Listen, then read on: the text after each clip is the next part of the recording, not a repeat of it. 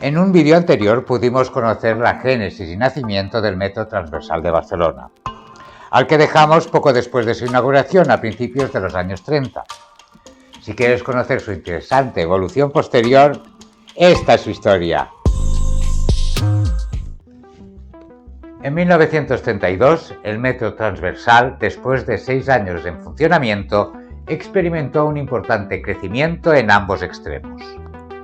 En el suroeste, la línea se prolongó unos cientos de metros desde la Bordeta hasta una nueva terminal ubicada en l'Hospitalet de Llobregat.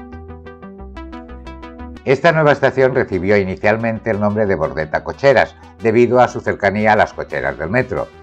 Sin embargo, en 1935 se le cambió el nombre a Torrassa, ya que se construyó un puente, al Pont d'en Jordà, sobre las vías de la MZA que la conectaba con el barrio de la Torrassa en Hospitalet.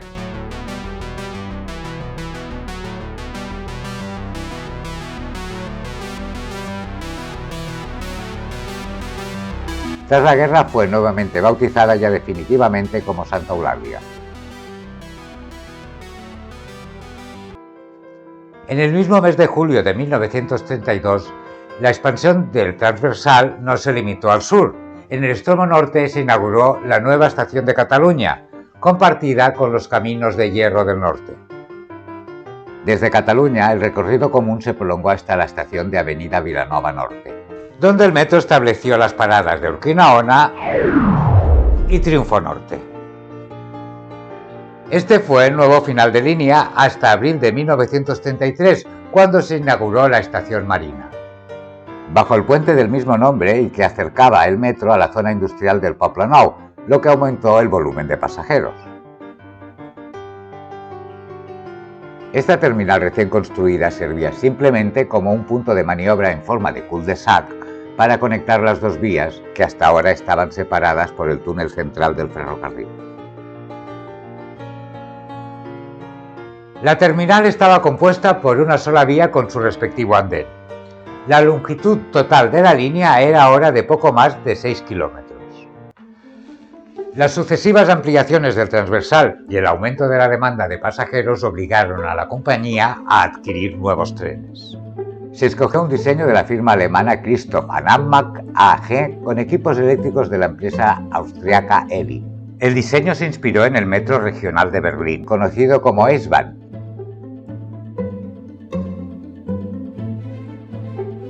La encargada de construirlos fue la maquinista terrestre y marítima.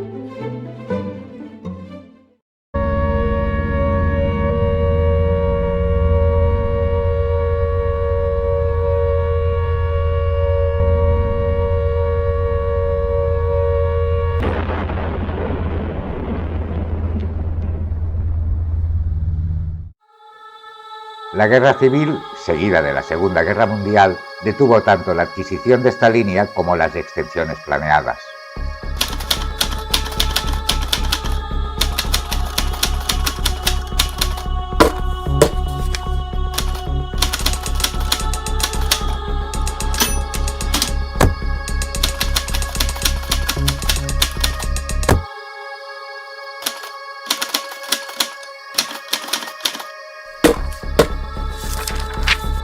Durante el conflicto español, la administración de la empresa transversal fue colectivizada y su gestión asumida por un comité obrero.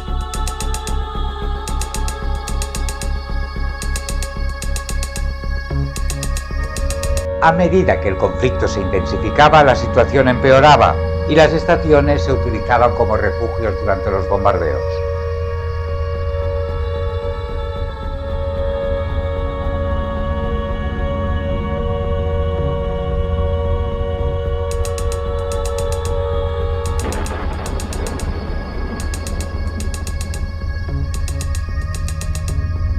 Además, las vías se utilizaron para el transporte y almacenamiento de armas y munición.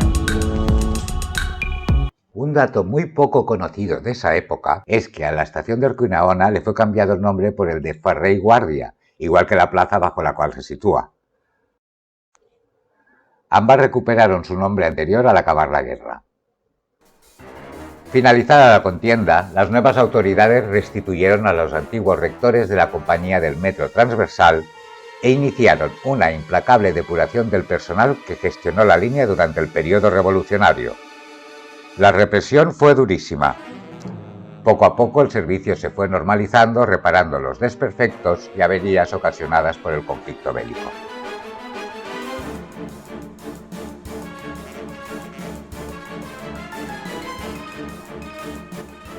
En 1941, con la fundación de Renfe, el Estado incorporó al Ferrocarril Metropolitano Transversal a esta entidad, debido a que su ancho de vía coincidía con el de los ferrocarriles asignados a la red nacional.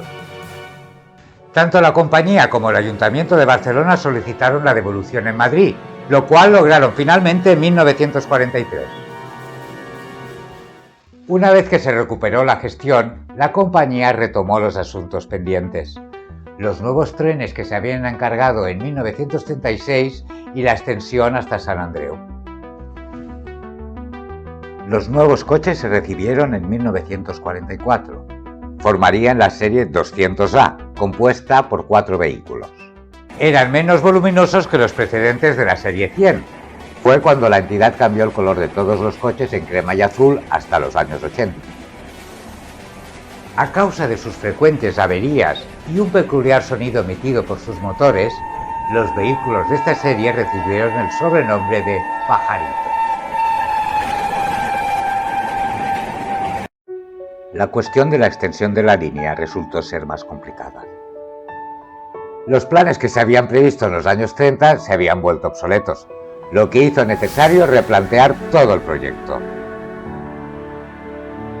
En 1945 se aprobó la construcción de un primer tramo que iría desde Marina hasta la avenida Meridiana entre las calles Valencia y Aragón, donde se situó la estación del Clot. En ambos casos se preveía una conexión con la estación de la Sagrera de Renfe. El plan original prebélico para extender la línea hasta Sant Andreu por la antigua carretera de Ribes, hoy calles del Clot, de la Sagrera y de Sant Andreu, habría causado problemas debido al tráfico y a las líneas de trolebuses. Por lo tanto, se decidió seguir la ruta más sencilla, extendiendo la línea del metro por la Meridiana en un túnel paralelo al de la línea norte. Esto también ayudaría a urbanizar el área, que estaba poco desarrollada en ese momento. Durante las celebraciones del centenario del ferrocarril de Barcelona-Mataró, se colocó la primera piedra simbólica para marcar el inicio de las obras de extensión del transversal. Los trabajos empezaron pronto, encontrando dificultades especialmente en el tramo de la Plaza de las Glorias. Se construyó una nueva nave en Marina y se amplió la existente.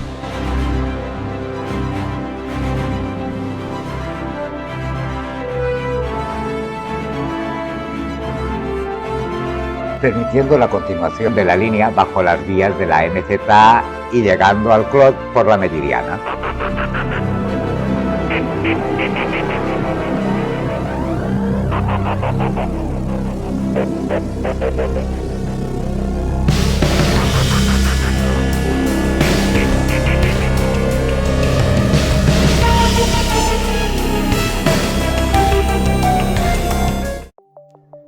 La eficiencia en el trabajo permitió la inauguración del nuevo tramo el 23 de junio de 1951, coincidiendo con el 25 aniversario de la puesta en marcha del transversal y 17 años después de la última extensión.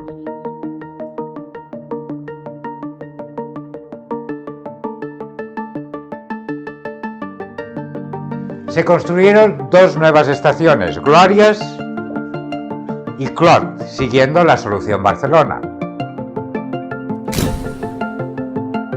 que implicaba la construcción de amplios vestíbulos y 3 andenes, 2 laterales para el desembarque de pasajeros y uno central para el acceso a los trenes, facilitando así el flujo de pasajeros y reduciendo el tiempo de parada.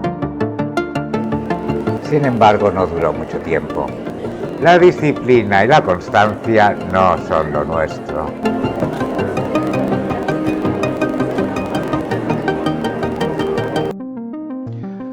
Aún así, las sucesivas estaciones de la línea hasta Sant Andreu se construyeron con este diseño. También de esta época es el uso del rombo para rotular los nombres de las estaciones y símbolo del suburbano que ha perdurado con algún cambio hasta hoy.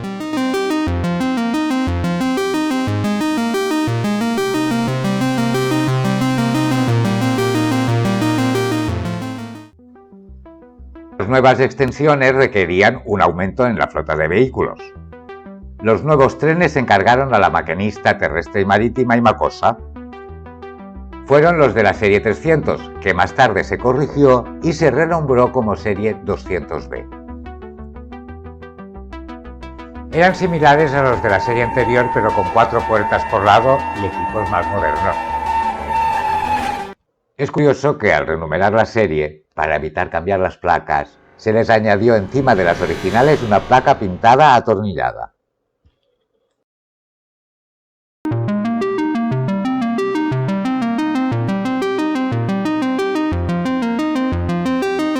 Mientras la línea crecía hacia el norte de la ciudad, llegando a Navas de Tolosa, a Sagrera y a Fabra i Puig. La línea tenía ya 10 kilómetros.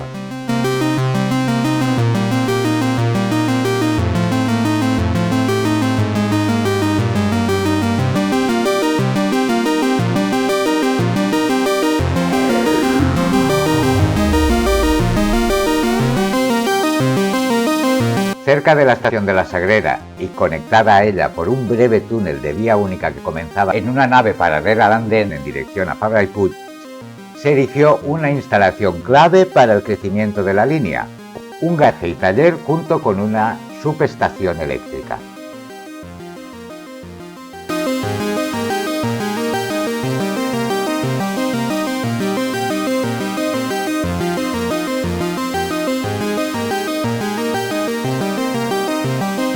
Esta instalación ocupa el interior de la manzana delimitada por las calles Honduras, Josep Estivill, Felip II y Meridiana.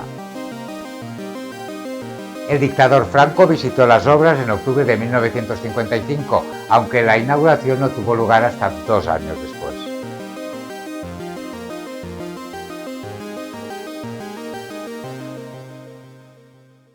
Como era de esperar, el crecimiento de la línea trajo un aumento de la demanda, lo que llevó a un notable incremento en el número de pasajeros.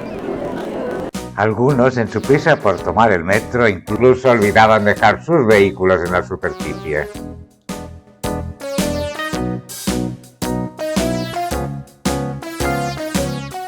Desde finales de los años 40 hasta principios de los 60, la apariencia de la avenida Meridiana cambió drásticamente debido al soterramiento de la línea del tren, la construcción del metro y la posterior urbanización de la avenida.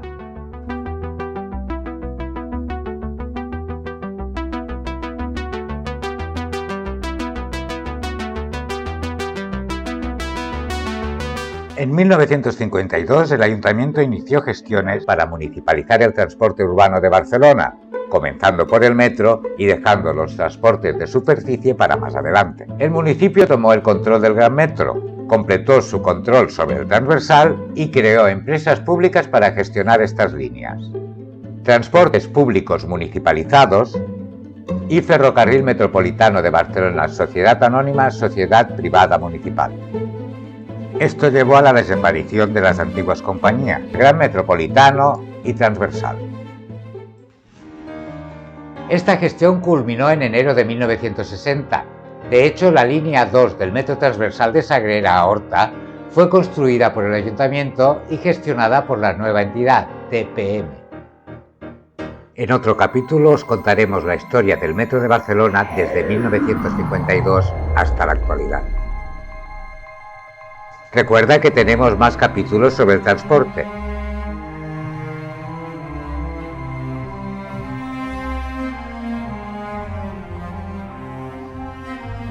Si te gusta la historia, recuerda que tenemos un canal paralelo, Proyecto Memory. Este fue el nuevo final de línea hasta...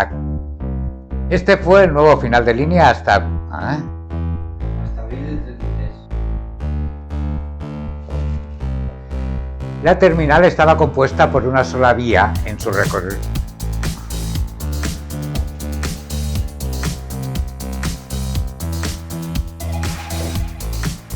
La terminal estaba compuesta por una sola vía con su respectivo andén.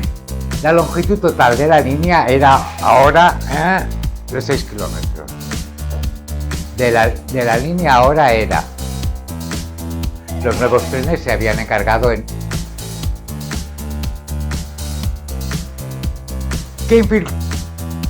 que implicaba